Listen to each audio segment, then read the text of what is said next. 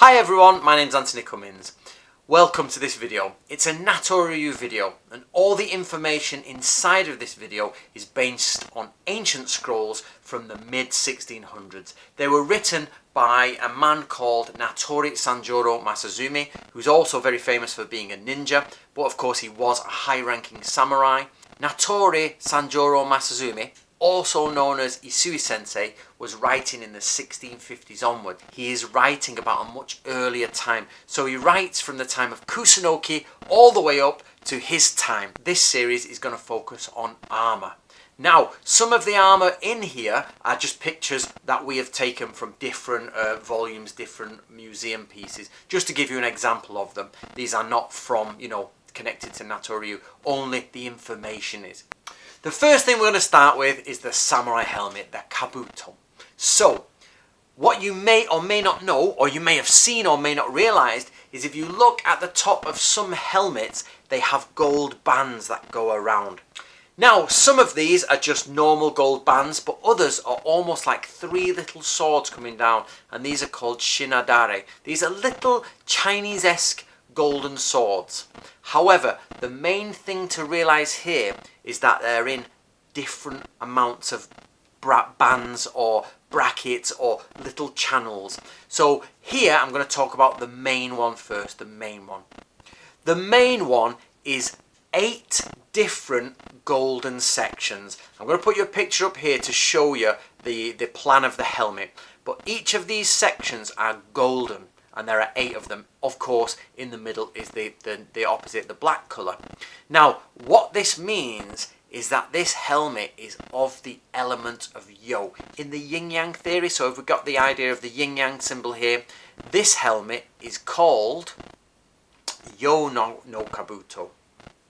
So, Yo no Kabuto means it's a helmet of Yo energy, positivity, okay? So, as I say, we'll put another picture up here of an example of just the gold bands, and you can imagine that people will be counting, okay, there's 8 round the helmet. Now, often this is then put together with a crest at the front, what's a hoe crest, like a garden hoe, in the garden hoe shape, with a dragon on. And the reason is this: dragons are often the element of yin, which is opposite, or can be. However, in spring, a dragon comes out of a water in Chinese mythology, whether it be a river, a lake, or the sea, and it rises up in an element of Yo. That's why you will see on these crests, you'll see an engraved dragon, and often this engraved dragon, if it's with its original helmet, remember it might not be with its original helmet, should have 8 different golden sections, or at least have the element of Yo about it.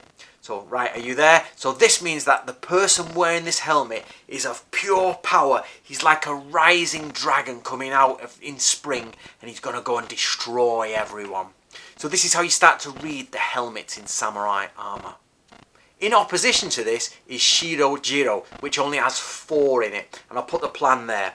Now basically this has an element of in, which is darkness, femininity, negativity. It's not in the English word negativity, but basically it's the opposite of Yo.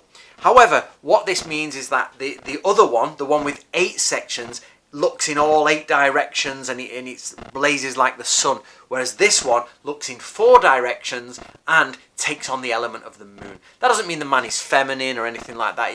It has to match his armour, you see, and his crest. So a lot of the times you can't have conflicting elements. So before we talked about the crest of being a hoe, that is of the element of earth. The dragon upon it is a Yo element, and earth is from the 5 element theory, but in and Yo come before that.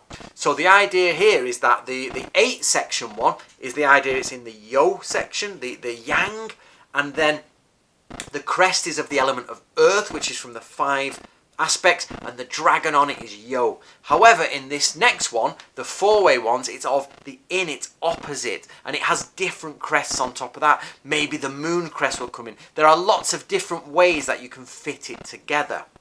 I hope that's opened your eyes to the complexity of samurai helmets. So of course there's the parts, the name parts, the different sections, but there's also the esoteric meanings behind it.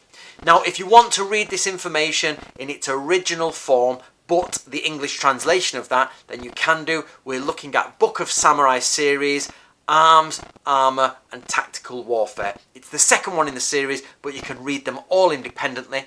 So click the link below and get it now. It'll be there either for pre-order or straight for order, depending when you watch this video. But grab a copy and keep up to date with this series.